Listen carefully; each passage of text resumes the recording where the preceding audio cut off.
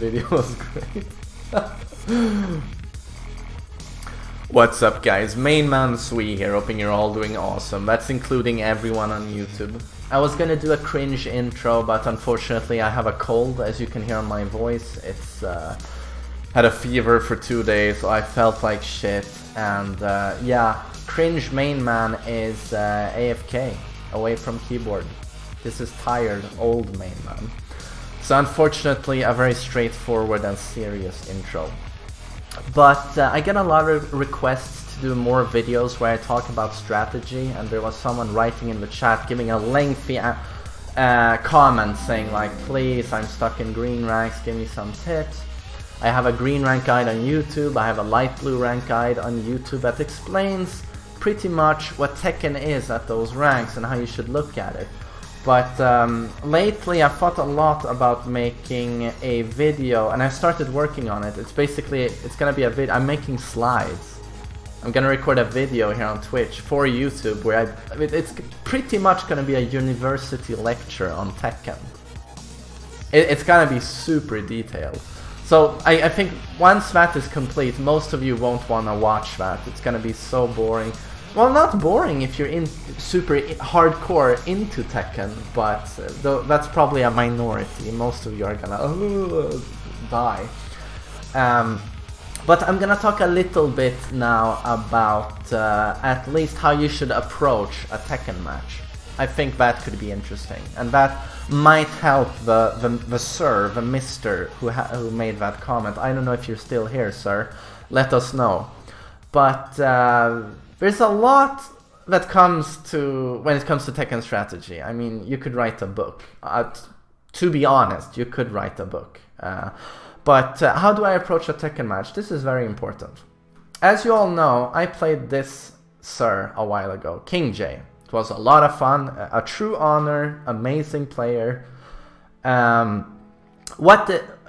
I was gonna fight him, I was like, I know he plays Geese. I know he plays Gigas. I know he plays Marduk. I'm gonna face one of those. And I'm gonna start out with Noctis. Ora! Because that's how we do it. I'm the high priest, come on. No blasphemy here. So, I was like, it's probably gonna go with Geese. I think that's his best character. So this happens. Bam! I see this. Immediately I do a calculation, and this is something you should also be doing every time you're playing ranked. You go, I'm playing Noctis. I mean, if you're a man, you play Noctis. And then you see your opponent, and immediately you should analyze your character, your opponent's character, and then you do some math. What is a good game plan? You know, you take their strengths and weaknesses, you add those, and you try and do a little simulation in your head of how this should go, and then you get your game plan for the matches. So when I was gonna play King J, I said, okay, what do I have with Noctis? I have the longest effective range in the game. That dude has no range. Geese has a very hard time, he has basically no ranged moves. That's gonna help me. I have the Aura. He has the Reppuken though, which has unlimited range, but forward 2 beats that. And I have while running 1+2 to jump over the Reppuken.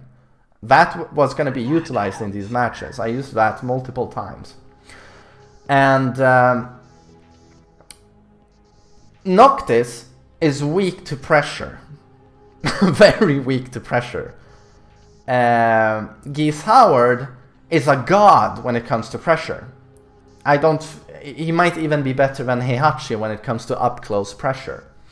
So here I knew immediately I could get trouble, you know, big problems. And he has, I was gonna Aura spam, which I did, but I was very afraid of Geese Power Crush, which is one of the best in the game. He could do that through my Aura if I spammed it, or he could go for parry. So these are things I immediately took into account, but what scared me the most was the fact that Geese has crazy pressure and Noctis can't handle pressure. He has no dick jab. You have a very punishable panic move. But out of this information, I formed a game plan. And my game plan said, I want that guy to be very wary and careful in approaching me. Because if he approaches me and gets close, I'm in a super bad position. I'm in a super bad position if he gets Geese close to me. So on purpose, I said my game plan is going to be as quickly as possible. I'm going to establish to King J, but I'm a wild dog. I'm completely batshit crazy. I'm fucking insane. I'm Cujo, you know, the rabies dog. So what I do immediately, as you can see, is I just throw a random down for 2. What a top player, or you know, a Tekken Reddit top player will tell you is always play very safe. Don't do launch punishable moves. And why? A key to playing Tekken is being unpredictable. So I don't want Geese to King J to get a good read on me. I want him to think that anything can happen at any time. So as you can see, I throw it down for 2 immediately. This is just to make sure that King J knows I could do anything. I just don't give a fuck. And by doing this, he's gonna be afraid of running in.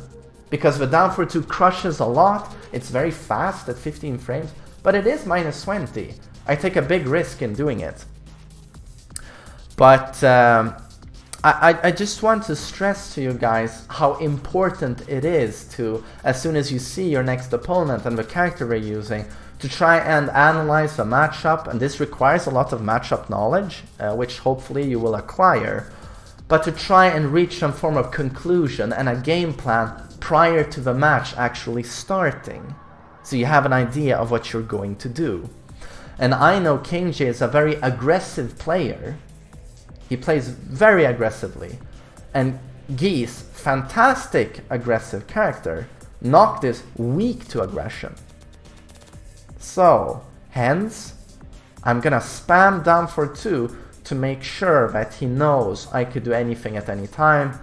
But of course, I don't want to be predictable, so the down for 2s are gonna come once in a while. As you see here, sometimes I'll just block a lot when I get up here. I won't throw the down for 2 because I don't want to be predictable. Whereas in other occasions where he said I'm a crazy motherfucker, I threw the down for 2 3 times in a row. Hopefully I can find it. I think it was rather late. And this is the use of forward 2 in this match. Longest effective range in the game, Noctis. You can whiff punish anything with forward 2, which is good to know. I mean, it destroys the Reppuken, it destroys the Gu Hadouken, you know, by Akuma. Was it here? No, wait. Yeah, I think we got it. So what you're going to see now, sometimes I'll block a lot, and sometimes I'll do this. This, if you hear his commentary, he's like, what the fuck is going on? I'm gonna try and slow motion it. But what I'm doing is, he hits me, and he has frame advantage, but I press down for 2 anyway. He hits me again, he has frame advantage. I still don't respect him. I do down for 2 again. Down for 2, down for 2, down for 2, and it crushes the jab, and he's airborne. And I get the round. So this is again the power of being crazy, sometimes. So again, I just want to stress the power of being unpredictable and how important it is in this specific matchup, especially as I play Noctis. I do not want people to feel safe close to me. So down for 2 here is a great tool. It's not only like the best, one of the best punish tools in the game, but it's a good panic move as well. And of course, yes, we have a while running 1+2, which again, was of great value in this matchup. Shit.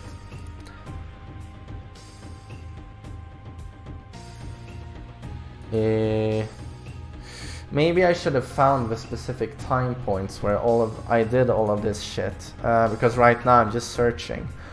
But while running 1+2 was a great friend in this matchup. It jumps over King J loves to stand, I mean, most Geese players like to stand a couple of feet away and do Repukens and chain Repukens, and while running 1+2 easily jumps over the Repuken and gives a full launch. It's also worth noting that as Geese has such strong pressure, I do want to make the most of when it's my turn to attack. You know, so I try to frame block King J as much as possible using strings, and while running 1+2, which is +11 on block. And of course I spam the Aura a lot. But as you can see, Geese Power Crush pretty much destroys the Aura, even though they take about as much damage each. But then it's his turn, he runs up at me. And I thought he was going to abuse Power Crush in this matchup. I think it would have helped him a shitload, but he never did. I did the classic, that was a good sidestep. I did the classic Aura into Aura. Aura into Aura. Shut the fuck up, main man. Which is classic. And he could have shut it down by blocking the first Aura and then either doing a parry on the second Aura or a Power Crush. But he never really did. But there was one thing he did perfectly in this match, and it's the worst thing you can do against Noctis. And I figured this out early on. Noctis is very comfortable at this range. You know, he loves this when the opponent is a couple of yards away from him. As you can see here, King J is far away.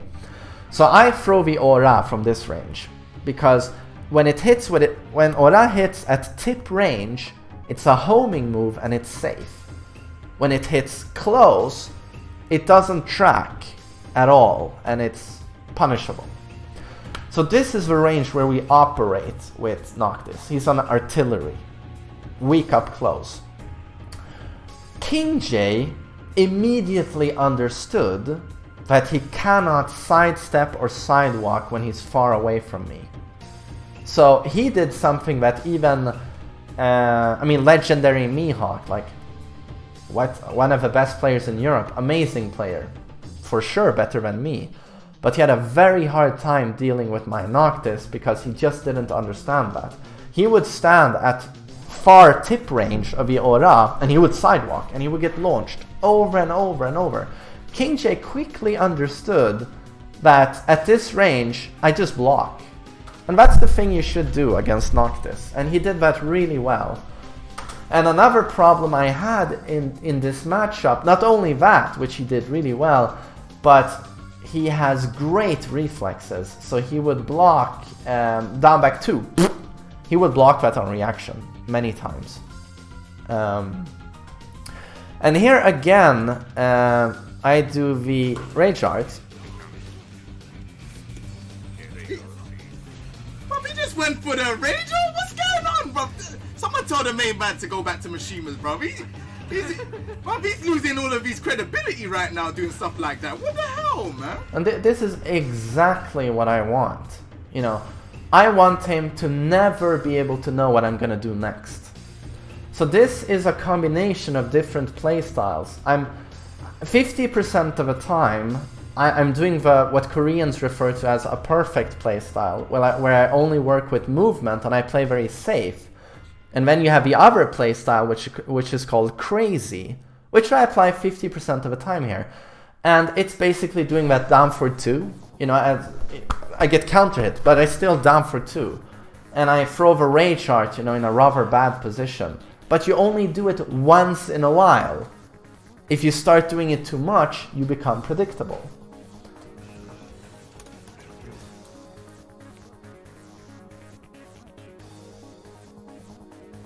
Nice little parry.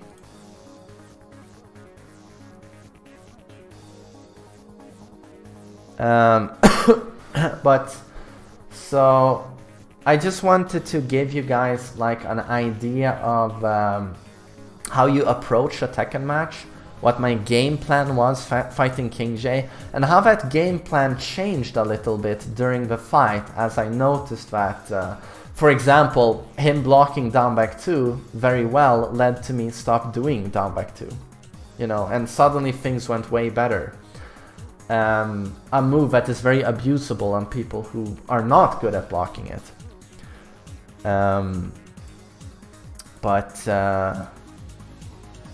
Yeah, so it's a match between 2 Tekken players, but there's a lot of it's a very challenging game strategically, you know. It's a lot of stuff was happening throughout these matches. Hopefully I haven't missed anything. It was very interesting when I decided to interrupt his back 3-2 max mode. I think it was Robert Lath.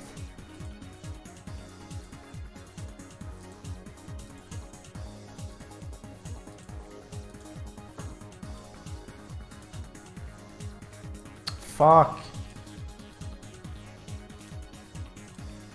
Sorry guys, yeah, I'm just trying to find it.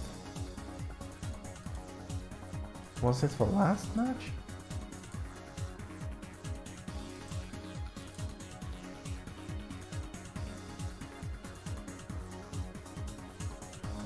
Oh, and this is also, of course, something you have to take in mind. Geese parry is the best parry in the game, pretty much. And it can kill you. King J is great at utilizing it. He had some really clean parries on me early on in this set, and of course, what do we have to do then? We have to work on our timing. We can't. Here, when he tech rolls, Geese players love to place a parry after a tech roll, you know, because usually people want to finish. So here we expect the parry, we wait, we let him do his parry, and then we finish, you know, we attack. So again, this is character specific. You know, Geese has a deadly parry. Let's not do the mistake again of attacking him as soon as he has tech rolled. Also something just to keep in mind, that is very matchup specific.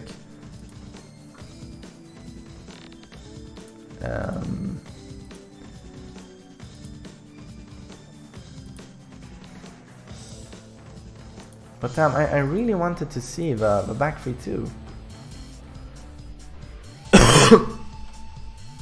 And this is a big mistake by King J. But maybe he doesn't expect the aura to high crush, but it sure as hell does. Now he actually jabs, as you can see, and it's crushed by the aura. You have to be very careful with utilizing highs versus Noctis, especially when you run in like that. He should have expected the aura.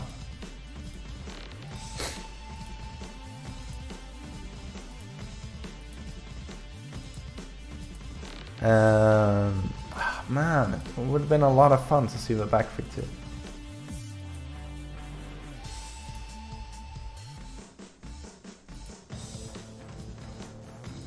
I love that down for 2.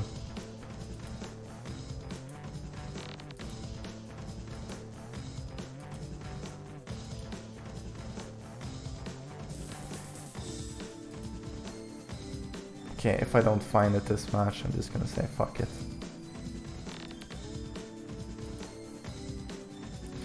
Oh my god!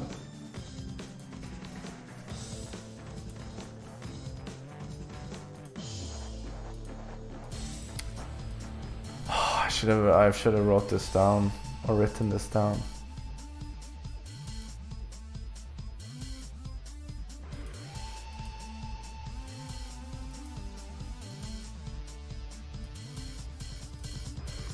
You know what? Fuck it. I'll just explain it. You know, Geese has a back 3-2 into max mode that gives him +2 into pressure. Usually you respect that because he's at +2. But once during these matches, I did down for 2 immediately after blocking back 3-2, and he did jab, and it was high crushed and he was launched. And he was so surprised when I listened to his point of view, his stream. You know, he was like, "Oh, what the hell happened? Why would he do that?" And it's like, that's exactly what you want to strive for. You want your opponent to go like, you know, it's so important. I can't stress it enough, you know, being unpredictable. But again, if I would down for 2 every time after back 3-2, I would be a green rank player. I would be predictable. Or predictable. I hope I'm getting my points across. I hope it was interesting to listen to this. I'm really just